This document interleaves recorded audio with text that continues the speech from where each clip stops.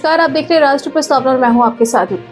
आज मुख्यमंत्री योगी आदित्यनाथ ने संविधान के निर्माता यानी डॉक्टर भीमराव अंबेडकर के महापरिनिर्वाण दिवस पर आज उनको श्रद्धांजलि अर्पित की। उन्होंने वहां पर पहुंचकर सबसे पहले बाबा साहब भीमराव अंबेडकर को श्रद्धांजलि अर्पित करने के साथ साथ उनके संविधान के जो कार्य हैं जो उन्होंने देश के प्रति करी और लोगों के प्रति की उसको याद किया। और उन्होंने कहा कि बाबा साहब ही ऐसे शख्स थे जिन्होंने लोगों की सोच बदलने का कार्य किया, यानी जो संविधान के प्रति जो उनकी सोच थी उन्होंने बदलने का कार्य किया। पहले लोगों की सोच अलग थी, लेकिन जब से संविधान का निर्माण हुआ बाबा साहब भीमराव अम्बेडकर के तहत, तो लोगों की सोच अब लोगों के लिए बदली है। साथ में उन्होंने ये भी कहा कि जो उन्होंने दायित्व निभाए समाज के प्रति हो या देश के प्रति, वो हमेशा याद किए जाएंगे। साथ में उन्होंने ये भी कहा है कि आज ये कार्यक्रम उनकी श्रद्धांजलि सभा के दौरान आयोजन हो रहा है और हमें लगता है कि लोगों को संविधान की किताब को पढ़ना बहुत जरूरी है ताकि उनको जानकारी हो पाए कि उनको किस प्रकार के अधिकार मिले। साथ में उन्होंने विपक्ष पर भी एक वार करते हुए कहा है कि विपक्ष हमेशा लोगों को बरगलाने का कार्य करती है, लोगों को भटकाने मुद्दे से कार्य करती है, लेकिन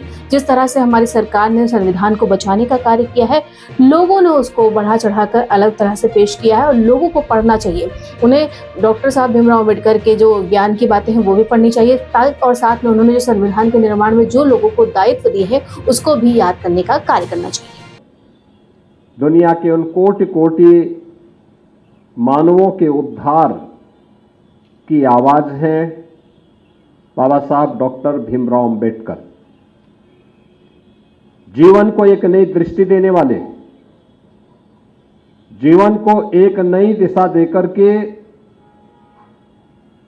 उनके जीवन में भी खुशहाली आए, इसको एक नई दिशा देने वाले किसी एक नाम की चर्चा होती है तो वह बाबा साहब भीमराव अंबेडकर की होती है।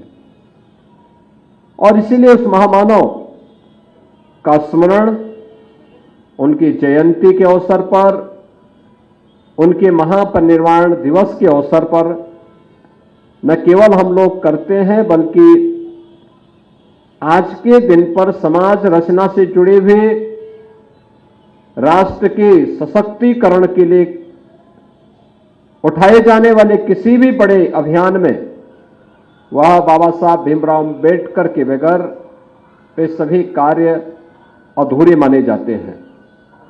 सचमुच जो कार्य उन्होंने उस कालखंड में किया, एक लंबे समय तक सैकड़ों वर्षों से चली आ रही उन कुप्रथाओं को समाप्त करने, दलितों, वंचितों, शोषितों को उनका अधिकार प्राप्त हो सके, इसके लिए उनके द्वारा किया गया प्रयास यह अभिनंदनीय है। और बाबा साहब भीमराव अंबेडकर भले ही उन्होंने अत्याचार सहे होंगे, अन्याय सहा होगा, लेकिन उनका कार्य देश के लिए था, समाज के लिए था। कभी भी उन्होंने अपने चेहरे पर वे बातें नहीं आने थी और अंतिम दम तक वह देश के शोषित वर्ग के लिए, वंचित वर्ग के लिए, दलित वर्ग के लिए लड़ते रहे और उन्हें न्याय दिलाने में उन्हें सफलता प्राप्त हुई। बहनों और भाइयों, यहां पे चर्चा हो रही थी, जो बातें यहां पर इस कार्यक्रम के संयोजक डॉक्टर लालजी प्रसाद निर्मल जी ने जो बात अपने उद्बोधन में कही, आज आप एक चर्चा लगातार सुन रहे होंगे बांग्लादेश का। बांग्लादेश में हिंदू, बौद्ध और अन्य अल्पसंख्यक समुदाय के लोगों को वहां के कट्टरपंथियों के द्वारा मारा जा रहा है, जलाया जा रहा है, उनकी संपत्ति को लूटा जा रहा है, माताओं और बहनों की इज्जत के साथ खिलवाड़ हो रहा है। मैं जानना चाहता हूं कि स्थितियां क्यों आई। याद करना कि जिन्ना का जिन जब तक इस धरती पर रहेगा तब तक इस प्रकार की अराजकता लगातार डसती रहेगी, गरीबों को, वंचितों को, शोषितों को। और यही दृश्य हम वहां देख रहे हैं जो पाप 1947 में देश के विभाजन के रूप में हम सबके सामने आया था। आज उसका एक बदसूरत रूप फिर से हमारे सामने बांग्लादेश के रूप में है। ये जितने भी लोग वहां हिंदू मारे जा रहे हैं या बौद्ध मारे जा रहे हैं, ये सभी दलित तबके के हैं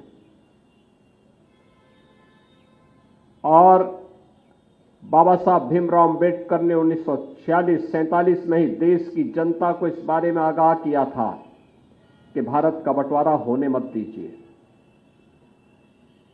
और अगर होता है तो फिर आर पार की लड़ाई, आर पार की व्यवस्था हो जाए। उन्होंने, याद करिए, जो लोग आज समाज को धोखा देते हैं, झूठा प्रलाप करते हैं, उन्होंने उस समय भी जब हैदराबाद के निजाम के इस रजाकारों के द्वारा दलितों के गांव चलाए जा रहे थे, उनका शोषण हो रहा था, उन पर अत्याचार किया जा रहा था, तब बाबा साहब भीमराव अंबेडकर ने खुला पत्र लिखा था हैदराबाद के निजाम की रियासत के सभी दलितों के लिए।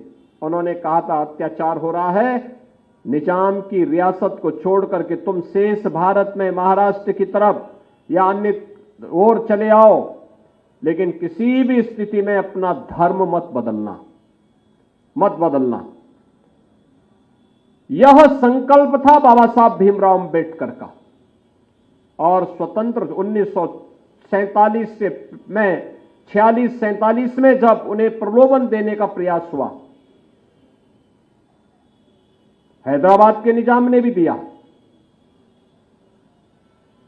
पाकिस्तान प्रस्त जिन्ना के लोगों ने भी दिया, लेकिन बाबा साहब अपने आदर्शों से टस से मस नहीं हुए, हटे नहीं। उन्होंने कहा, नहीं, मैं पहला और अंतिम भारतीय ही रहूंगा, यानी जन्म अगर भारतीय के रूप में मैंने लिया है तो मेरी अंतिम यात्रा भी भारतीय के रूप में ही निकलेगी। और आजीवन उन्होंने इस व्रत का पालन किया।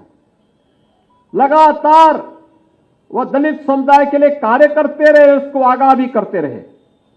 जिन लोगों ने बाबा साहब भीमराव अंबेडकर की बात को माना, वे भारत के अंदर सुरक्षित हैं, आरक्षण का लाभ प्राप्त कर रहे हैं, हर प्रकार का सम्मान और सुविधाओं को उपलब्ध करवाने का दायित्व सरकार आज उनके लिए उपलब्ध करा रही है। लेकिन जिन लोगों ने धोखे से योगेंद्र